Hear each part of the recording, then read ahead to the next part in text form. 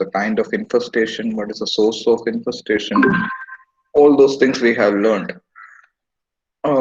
Today, in the next 2 or 2.5 classes, we'll be discussing about the insect pest infesting storage. Basically, this is a slight, mostly it is common with what you have learned during UG. UG also will cover all these things which are all the insects and all.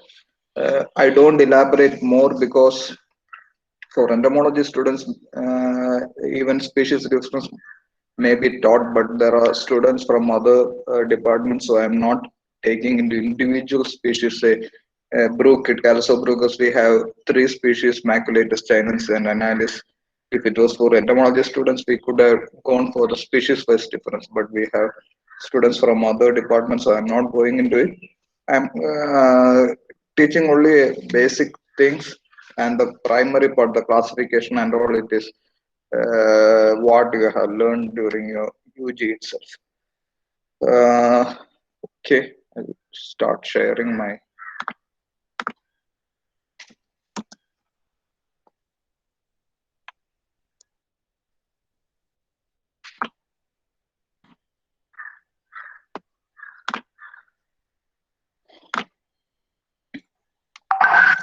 So, yesterday we were discussing about the classification of storage insects based on the position of damage, based on the type of grain it damages. And can you repeat it again? Few persons told it correctly. How stored grain pests are damaged.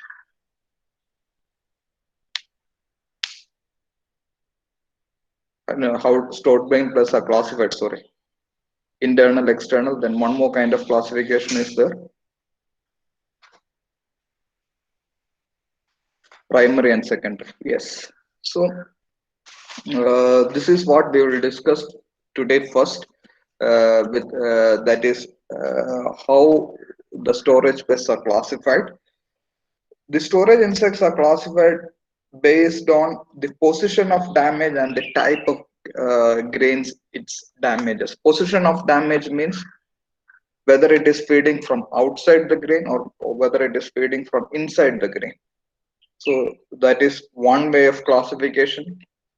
Another way of classification is what is the kind of grain it damages, whether it damages a fresh grain, already undamaged grain, or there are certain pests which damages only broken grains or already damaged grains or already infested grains.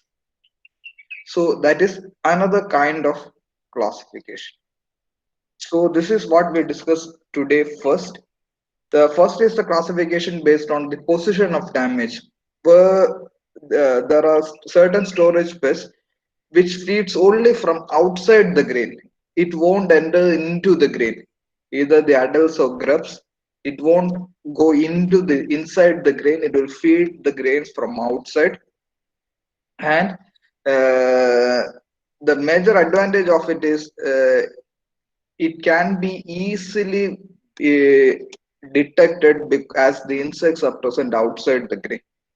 That's what we discussed. Detection in the case of visual examination, we told external feeders are easily detected by visual examination. So there are certain insects which feed exclusively from outside. That is, one is Capra beetle, Trogodoma granarium, which is a typical external feeder. Another one is red flower beetle. I think you might be familiar with red flower beetle. This is one of the most common external feeder in the case of flour, wheat flour, rice flour, etc., especially processed products. Then sawtooth grain beetle, you might have seen in your UG classes. This is again a secondary pest. Indian mealmoth, Plodia interpunctella, Coursera, Cadra, all these are almost all except one are external feeders. But there are certain insects which bores into the grains and feed by remaining inside the grain, and they are concealed. As they feed inside the grain, the detection of these internal feeders are extremely difficult. That's why we discussed about a lot of detection techniques to detect internal feeders. There are several insects such as rice weevil Cytophilus, pulse beetle Calissobruchus, then lesser grain borer Rhizobertha dominica. Then among the lepidopteran pests we have Anchemous green moth Cytotroga. All of them are internal feeders. That means either the adult or the grub bores into the grain and feeds inside the grain, where they remain inside the grain. So its detection is difficult. So the first classification, that is based on the position of damage, the insects are classified as external feeders and internal feeders. And coming to the second type of classification, based on the type of grains damaged, there are certain insects which are more privileged or can be in the hierarchy. They are at the top. That means they feed only good quality grains. That means undamaged sound grains without any damage. They won't feed any grain which is already damaged. That's why I use the term privileged kind of insect storage pest, because they don't prefer already damaged grains and all. So primary storage pest feeds only da- uh, whole undamaged grains. The typical examples are rice weevil, pulse beetle, Rhizobertha, Cytotroga, Trogoderma, and all. Almost all the primary storage pests are also internal feeders. If you see the list, except for Trogoderma, all of them are internal feeders too. Trogoderma is an external feeder. So this is with the case of primary storage pests, and secondary storage pests are less privileged compared to primary storage pests. As the term indicates, they come second after the primary pest. Actually, a grain, if we are storing a grain, a perfect grain without any damage, first the grain will be damaged by primary storage pest. And after its damage is done, then comes secondary storage space, because they damages only already broken or already damaged grains. Typical example is red flower beetle and sawtooth grain beetle. So you might have seen in Discovery, National Geographic, and all. Uh, Lions, leopards, tigers, etc. hunt any other animals, and after they can be considered as primary feeders of these animals. And after they consume, after their consumption, the leftover things will be taken over by fox, hyena, etc. So there comes secondary to lion, tigers, etc. Whereas this lion, tigers, etc. doesn't feed, even if they are hungry, they doesn't feed any flesh which is already fed by another animal, or which is slightly rotten or anything. You take only uh, fresh, already hunted. They share this with among themselves, but they share only fresh flesh. So that's similarly. So primary storage pest damage only sound grains, perfect grains, while secondary storage pest comes second to primary storage pest. That means it will be first, grains will be first damaged by primary storage pest, then comes secondary, because it can damage only already damaged or broken grains. Are you clear? This classification? I don't think there won't be any confusion in that. Okay. Then coming to the characteristics of stored grain pests, compared to other insect pests which attack crops in the field, there is not much diapause in the case of stored grain pests, because take the case of a storage godown. Even if the temperature goes above a certain limit or goes below a certain limit, outside temperature, inside they go down, the temperature doesn't vary much. Take the case of rainfall. You might have studied in the case of entomology students may remember at well, when the population of sucking pests are more during summer season or rainy season. Summer season. Summer season, because rainfall reduces the population of uh, sucking pests. But take the case of a godon, the temperature remains almost within a range. It doesn't go beyond a certain level. It goes doesn't go above a certain level. There is no rainfall. That means in a go down, the environmental conditions remain almost the same, though it ranges within a temperature. Even though I told temperature doesn't go certain below certain level or above certain level, it varies. Maybe a 10-15 degrees Celsius range it will be there. So the insects has a congenial environment in a go down. Then what is the need for an insect to go for a diapause?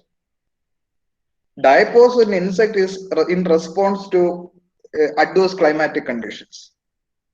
In a go down, the insects doesn't face any adverse climatic conditions. Then why? So there is no diapause. The another after effect of this phenomenon, the lack of diapause in storage insects is that it means an insect can reproduce 365 days in a year. So the multiplication will be much higher in the case of the storage insects as they have no diapause. If there is an insect which is having diapause, say it is having a diapause period of say 4 months or 3 months, during 4 months and 3 months, there is no reproduction, there is no multiplication at all. But in the case of storage, it multiplies very quickly. And there is short developmental period. I told you in the case of storage space, if the temperature is about 35 degrees Celsius, most of the insects completes their life cycle within 25 to 30 days.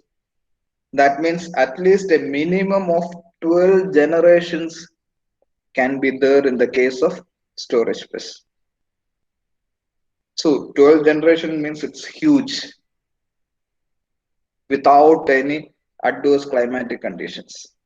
Then there is high fecundity. That means each female lays about 200 to 1000 eggs. That means high fecundity, less exposed to natural enemies. That I told you in the field there are natural enemies, but in the Godon ecosystem, we don't find much natural enemies. Very few natural enemies are present. So whatever the eggs laid by stored grain pest develops into an adult. Then another typical feature is it exhibits a phenomenon called as thanastosis. Thanastosis means feigning death. That's a phenomenon exhibited by many insects. That means if you touch the insect, it will lie as if it is dead. We usually conduct some experiments with tribolium. In tribolium, what if we are carrying out experiment? Whenever you go for observations, if it, to check whether the insect is died or not, you have to wait for at least 30 or 40 seconds. Immediately when you are taking the insect for observation, it will lie as if it is dead. If you wait for 30 seconds or 1 minute, you can see all those insects which are lying as if they are dead starts moving.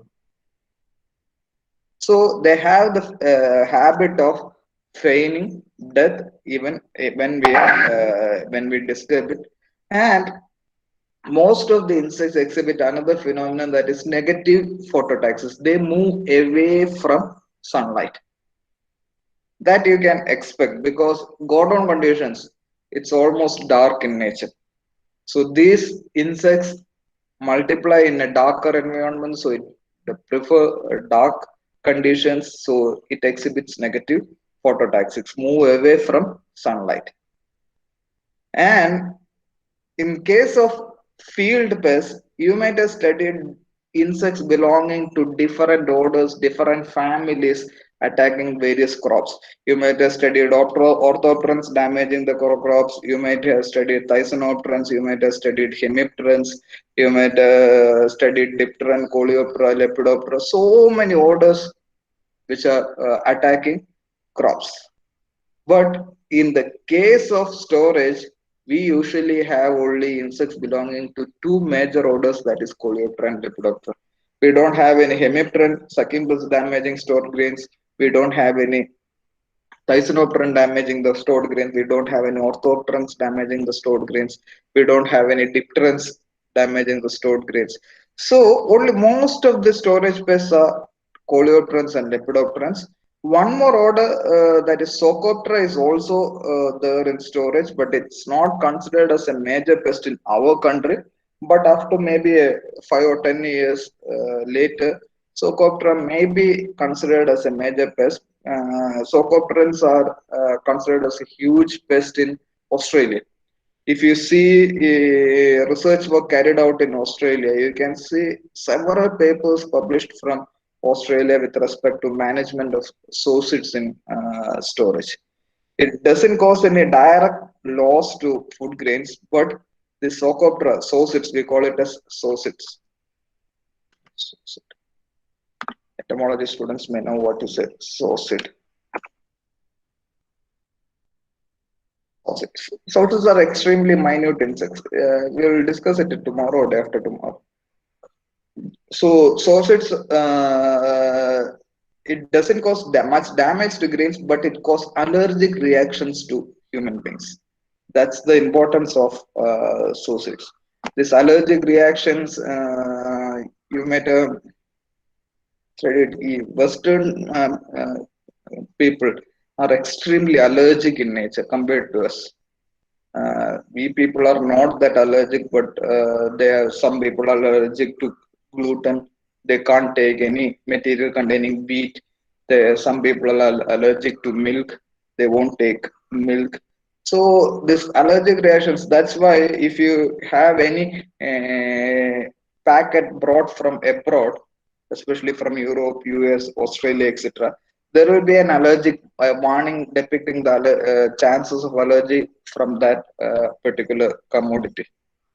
So there it is extremely critical. People are extremely allergic to certain things. So sources can cause allergic reactions. That's the critical thing. Then why I told it can become a serious problem in our country is that slowly these allergic problems are increasing in our country too, because earlier as a kid, at least you might have born at least 23 years back, you might have grown up while playing outside exposed to all the allergens out in the environment. So body is accustomed to this allergens, body is exposed to these allergens, and body has developed an immunity reactions to these allergens. But nowadays, kids grow up in the confined environment of their home. Especially take the case of this pandemic. People are used to remain into the confined environment of their home itself. See, it's almost about 1.5 years. It may continue for 2 years, 3 years, 4 years. We don't know how long it may continue. So our body is not at all exposed to this kind of allergens, and our body becomes extremely vulnerable. Not us, because we are already exposed during our childhood, but the kids becomes extremely allergic. That's why I don't know whether you have a habit of reading newspapers. Last week we had a front page advertisement in most of the Malayalam newspapers with respect to a lab detecting allergic reactions. Because once you get an allergic reaction, the first thing you have to do is to identify the source of the allergen. Most of the time, people fail to recognize what caused this allergic reaction. So there are labs now carrying out this kind of test. It will help to identify a particular kind of allergen. So these kind of labs are coming out in our country also. That means our people are also becoming more and more allergic. So in that case, the sausage also will be considered as a major pest in our country. So that is one thing with respect to Socotra. We will discuss it in again in the case when we discuss Socotra. So that is the particular character historically. It doesn't have any diapause, so it can reproduce all throughout the year. It has extremely short developmental period leading to several generations in a year. It has high fecundity, that means it reproduces at faster rate. It is less exposed to natural enemies. On disturbance, it feigns death. It is negatively phototactic, and most of the stored grain pests belong to the orders Coleoptera and Lepidoptera. This is the list of stored grain pests.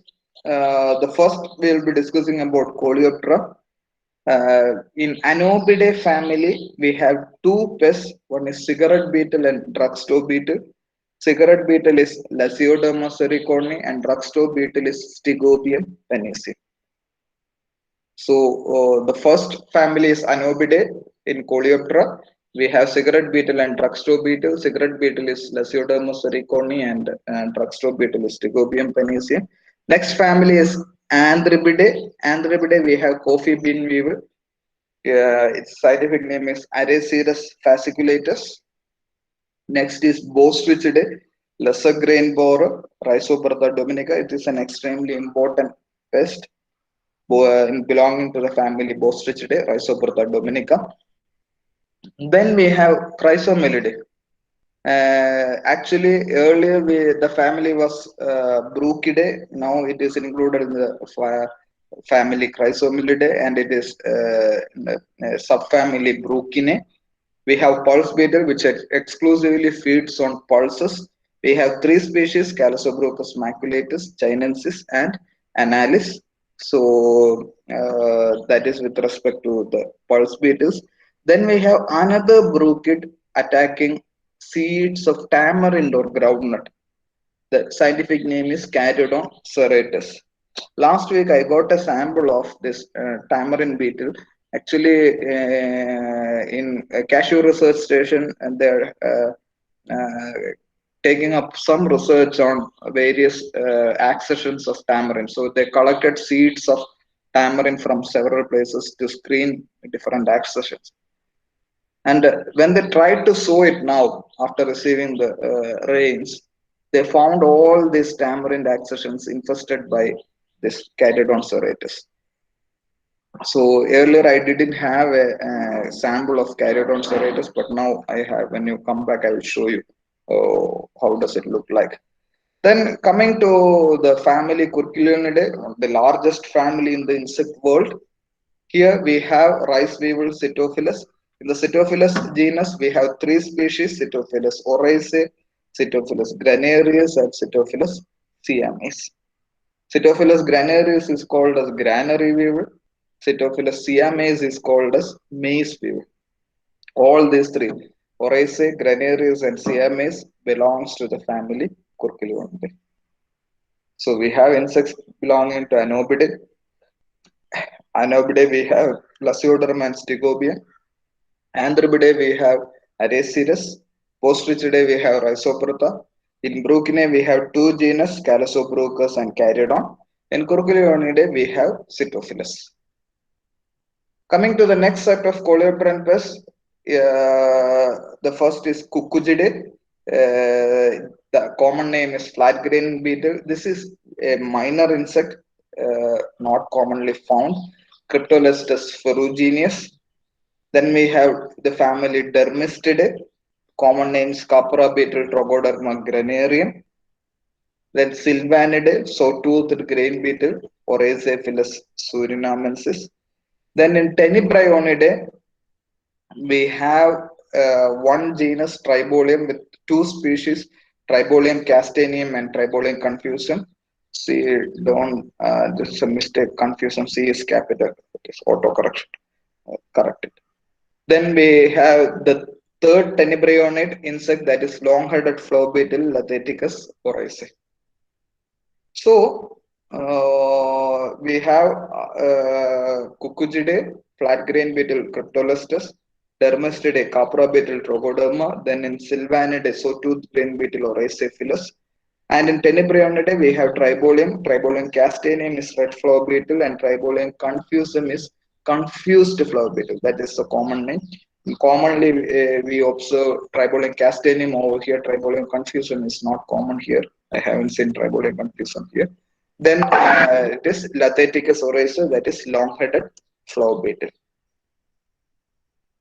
Then comes the Lepidopteran storage space. Lepidopteran storage space, only four Lepidopteran storage space are there in storage. The first one is Angimois grain moth, Cytotroga serialella, belonging to the family Chelichidae.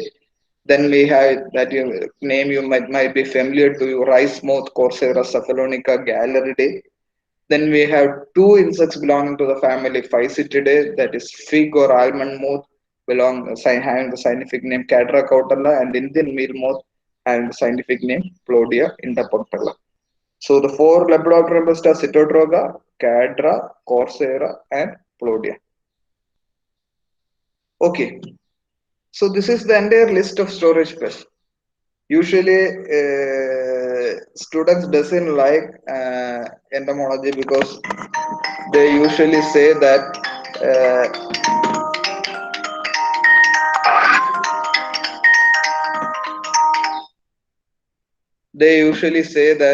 they have a lot of scientific names to memorize in entomology.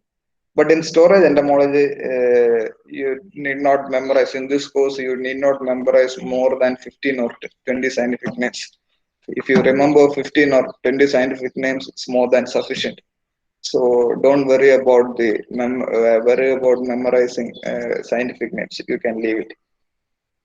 Okay, coming to the insect pests one by one. The first insect is cigarette beetle Lasioderma sericone, belonging to the family Anobidae. Here, one thing is that in almost all the all the insects, when I describe, I will try to give the size of the insect, because most of the times when you visit the field, if you visit a godown, you may not have a microscope, but simply by observing the size of the insects, you can get a fair idea of what an insect is. Because most of the storage insects belong have a size of 3 to 4 mm. So there are certain insects which are slightly smaller than that, 2 to 3 mm in size. Some maybe 5 to 7 mm in size. So these things, by visual examination itself, we will be able to identify certain insects. But for certain, we may have to go for Pakka species identifications. We may have to go for microscopic examination. So this first one is cigarette beetle, Lasioderma sericone. The adults are 3 to 4 mm in size. It is brown in color and globular in shape. I will show that picture. See, length you may not be able to measure from this picture, but you can see it is brown in color. It is almost globular in shape. And see the grub. It is what is the kind of grub? What is the type of grub of this insect after seeing the picture? Can anyone? Scarabidae. So yes, it is a scarabid larvae. So antenna is long serrate. Don't think that the antenna is extremely long and serrate as in the case of a logicon beetle, a cerambycid beetle. Antenna is, though it says it is long, it's not that long. It is extremely short. While it is serrate, that is one typical feature of it. I will show that picture. See this. Antenna is serrate in nature. You can see the serrations on the antenna. You might have studied this, see the serrations during the morphology course. So adults are 3 to 4 mm in size, brown, globular, antenna is serrate. Then elytra is smooth with fine hairs. This is a typical feature. See this elytra. Elytra is smooth, and you can see very fine hairs. All those things I will show you when you come for practicals. This is a typical feature That is the feature which differentiates it from another anobit insect that we will discuss later. The larvae is carabiform that I shown in the picture, legs fully developed. It is a primary pest as well as a secondary pest. It has the ability to feed on whole grains as well as already damaged grains. It don't prefer whatever be the food it gets, it feeds. It doesn't differentiate between a undamaged grain or damaged grain. As the name indicates, this is a pest which attacks mainly tobacco. That's why it is called as cigarette beetle. But in our state, tobacco is not a major crop. But check any of the specimen in your home which is left unattended, like just like coriander, cumin, all those things. If you see any infestation, insect infestation in coriander bottles, cumin bottles, etc., especially the spices, condiments, etc., almost 100% you can be sure that it is either cigarette beetle or drugstore beetle, because both these anobits has the capability of feeding on these spices. Check if you have some old stock of coriander or cumin etc. മല്ലി ജീരകം പെരുംജീരകം ഇതൊക്കെ പഴയ stock വീട്ടിൽ സ്റ്റോറിൽ ഇരിക്കണ്ടെങ്കിൽ ഒന്ന് തപ്പി നോക്ക്. If you see some powdery material at the bottom of that container carrying this coriander and all, you can be assured that it is infested with an anobid. It can be either Lasioderma or Stigobi, because no other insect feeds on these spices. So that is the importance with respect to Kerala. But those from Andhra and all, their tobacco is a major crop. They infest tobacco also. So it feeds on spices, dry fruits, cocoa, etc. And larvae are internal feeders. So it is an internal feeder and immobile when mature. When the grub has grown up fully, it is immobile. But adults are non-feeding but active and short-lived. So grubs are the feeding stage. Grubs are internal feeders.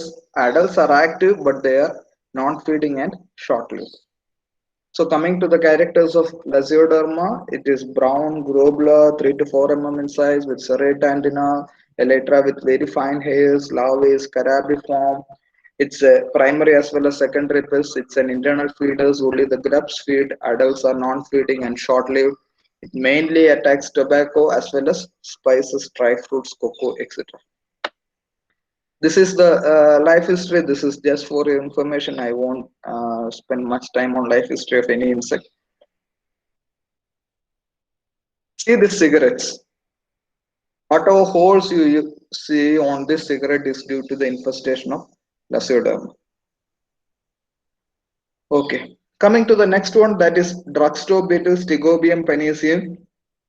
All the characters we have learned about Lasioderma is there in Stigobium except for two characters that I will show you. See the antennae, whether the antennae is serrate, whether the antennae is serrate. No. Then what is the type of antenna?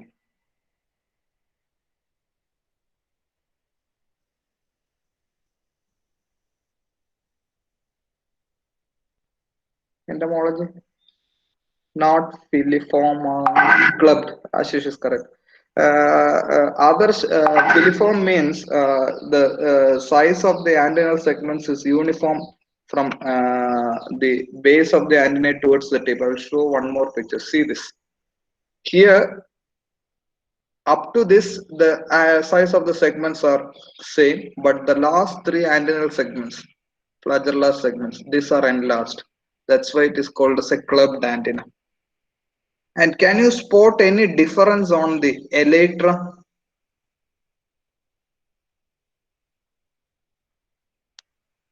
from this picture compared to the picture I have shown you with respect to Lasioderma?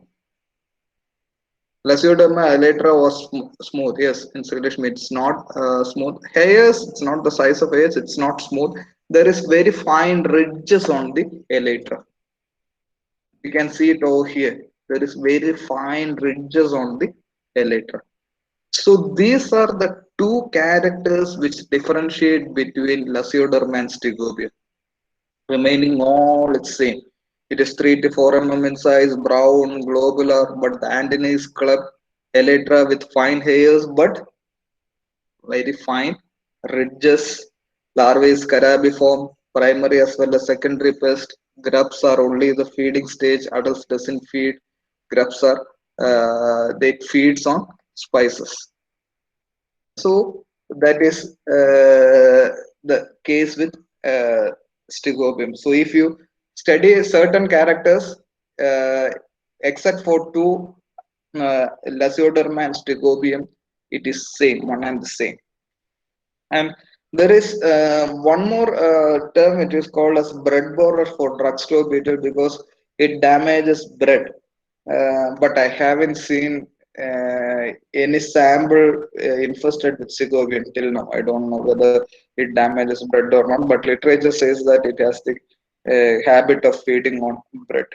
But similar to what I told with Lasioderma, usually Stigobium is in our part. Usually, Stigobium is associated with dried spices and condiments, cumin, coriander, etc. Again, the life history. I'm not going into it. When coming to coffee bean weevil, Aracetus fasciculatus, as the name indicates, it's a pest of coffee. But in Kerala, its importance is it's a pest of stored nutmeg. Anyone having nutmeg in their household as a crop?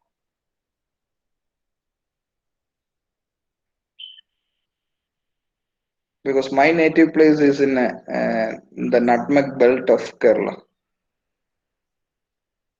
No one. Usually, farmers come up with complaints that they usually store nutmeg. It's not nutmeg is not sold as a fresh commodity. Usually, they store it for a longer time. It can be stored if you store it properly. It can be stored without much problem. But if you are not storing it properly, if you are not dried the nutmeg correctly, usually we have an insect infestation. Usually it is detected as very fine powder at the bottom of the mix. That is mainly due to this coffee bean weevil, Aracetus fasciculatus. Normally farmers say that the local way to tell it is that they will tell jadikya kutti poyi എന്നാണ് പറയുക. They will say for from other states the farmers will usually say that something has damaged this nutmeg, stored nutmeg. Because coffee, since I have not worked anywhere in a coffee belt, not in Wayanad or Idiki, I haven't seen Aracetus infestation in coffee, but I have seen infestation of Aracetus in nutmeg. The size of this Aracetus is it's almost similar to our Anobidae, but the slight difference is that the antenna is slightly longer than the case of Anobidae, and also the legs are also slightly longer. I will show the picture. See, compared to that Anobidae, Lasioderma and Stigobium, almost looks similar, but the thing is that antenna and legs are longer. If you see Anobidae, Lasioderma and Stigobium in with your eyes, you can see that you can't recognize the legs as well as the antennae because it is always concealed under the body. But here you can easily see the long legs and long antennae. But similar to Stigobium, the antennae last three segments are clubbed. Now others you can see it more clearly. See up to this, the antennal segments are same size, but the last 3 to 4 segments it is enlarged. That is, it is clubbed in nature, and the body is having dark and light patches. A checkered appearance is there. So it is having light and dark patches. Another thing is that it is slightly bigger than the anobids which we have studied, Lasioderma and Stichobi. It is up to about 5 mm in size. Earlier we discussed it is almost 3 mm in size. So it is 3 to 5 mm in size, globular with long legs and antennae. Elytra is having light and dark patches with checkered appearance. The last three segments of antennae is clubbed. Larvae is carabiform just like the anobids. And it is a pest of cocoa, coffee, nutmeg, cardamom, ginger, garlic, onion, maize, etc. But I have only observed, as I told you, this pest in nutmeg. I haven't seen it in any other crop. And similar to anobids, larva is the only feeding state. It is an internal feeder, and adults are non-feeding and short-lived. That is the character it shares with anobid. So coffee bean weaver, it is slightly bigger than the anobids, which is having long legs and antennae. Antennae is clubbed last three segments. Its body is having dark and light patches. Larva is the only feeding stage, which is carabiform. Adults are non-feeding. They are internal feeders, feeding mainly on cocoa, coffee, nutmeg, etc.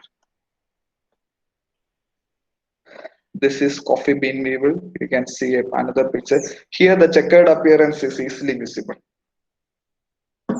Coming to the next, that is lesser grain borer Rhizobertha dominica. Rhizobertha dominica is a major pest in the case of stored cereals, mainly cereals.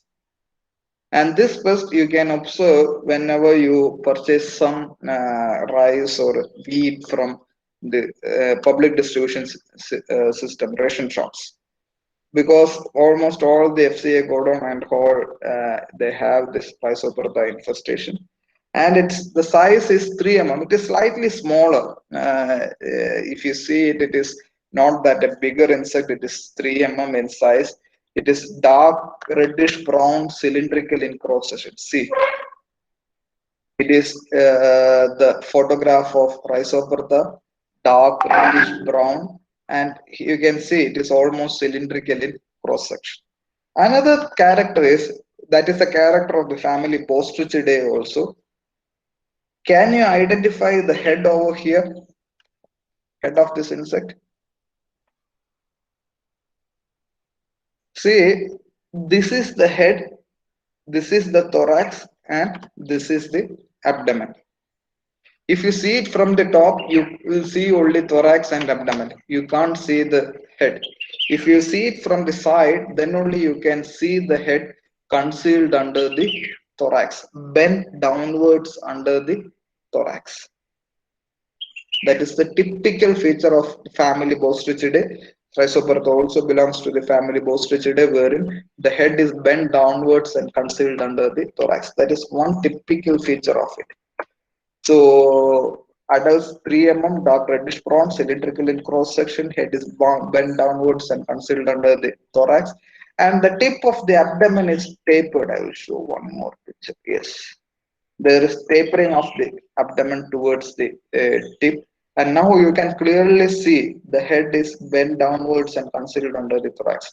If you see from the top, you can see only thorax and abdomen. And again, larvae carabiform legs are fully developed. Here, unlike the three pests which we have studied earlier, that is Lasioderma, Stigobium, and Araceus, adults also feed. Both adults as well as grubs are primary pests of cereals, feeds on wheat, rice, maize, sorghum, etc. It's a primary pest. It damages only sound grains, both adults as well as grains damage. These are internal feeders. It feeds on the internal contents of the grain, and the grains will be converted into shell. I will show you. See this.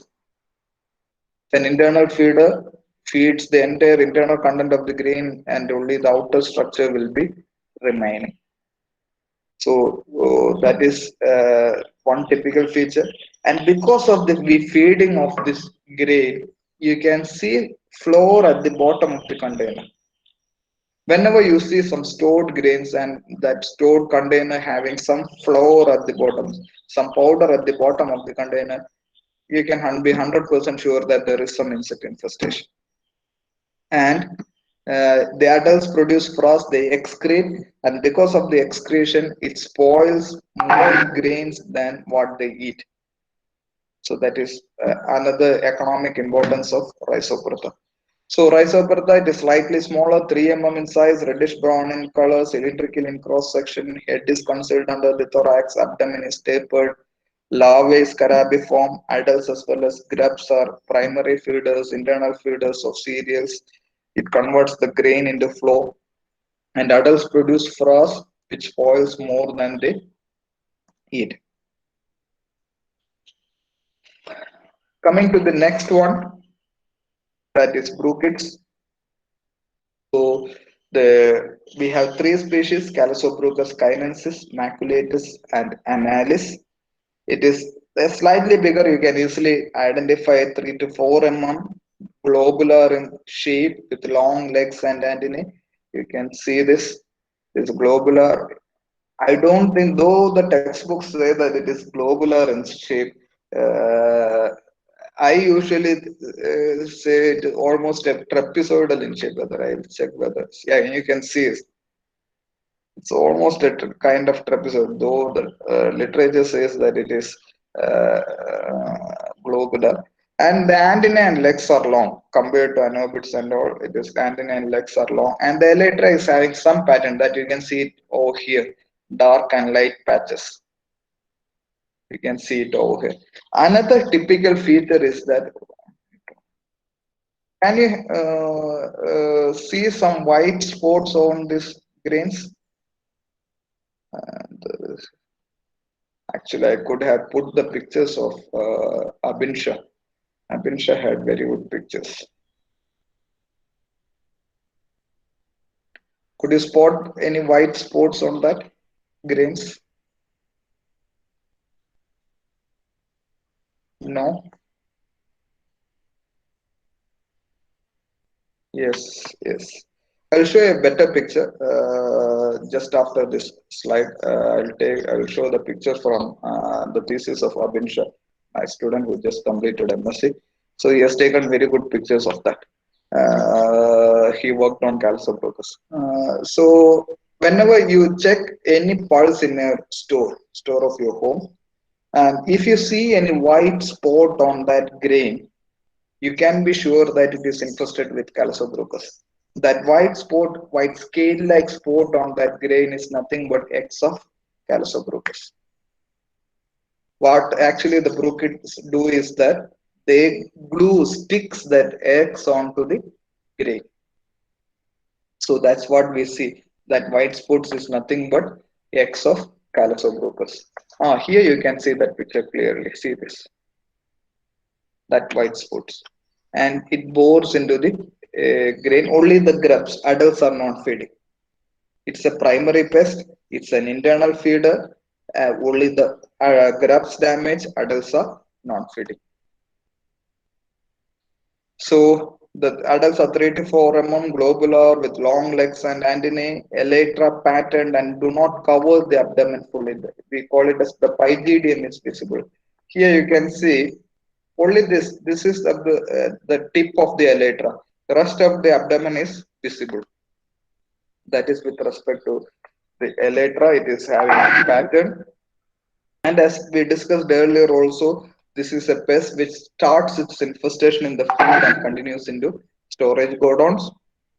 Only the grubs are the damaging stage. It's an internal feeder, feeds into the grain, and the grain will be converted into flour.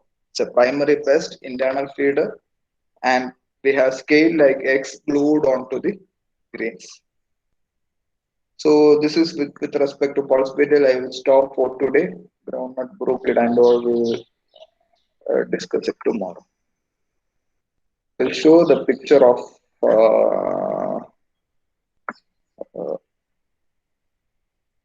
Brookidex.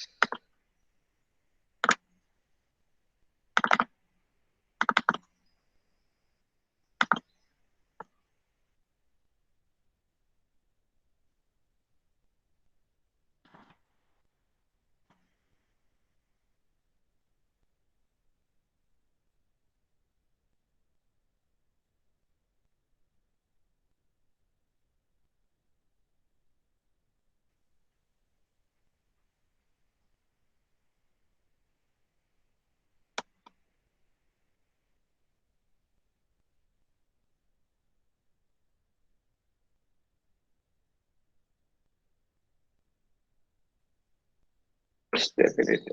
Fine. Find out that pictures.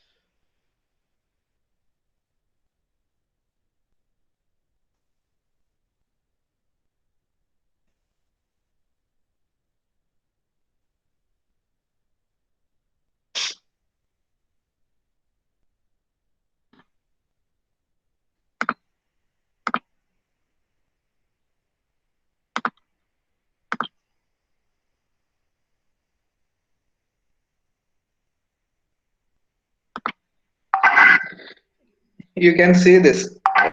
Here I had it on cowpea seeds. What this is a microscopic picture. Whatever you see it over here,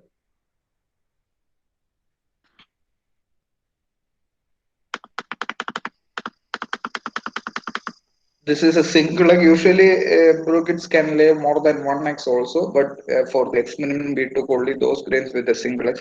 You can see the eggs glued onto the grain, sticking onto the grains. That is a typical feature of it. And see the picture of it. See the color of it. It is the eggs are translucent. 1 day, 2 day, 3 day old eggs. You can see 3 day old eggs. And if you can observe, I don't know whether it is visible, if you can observe it closely, you can see the eyes developing inside the 3 day old eggs because it is just about to hatch. And once the eggs hatches, the color changes. It is almost dull in color. See the difference in color, unhatched and hatched egg. It's almost a translucent or transparent kind of thing. It's almost the color changes. It becomes slightly darker in color. That is the hatched egg. So that is with respect to the class today. Any further clarification needed?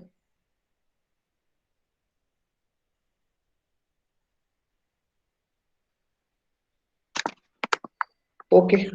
Then tomorrow there won't be tomorrow is Sunday. There won't be any class. Monday we will continue. Okay.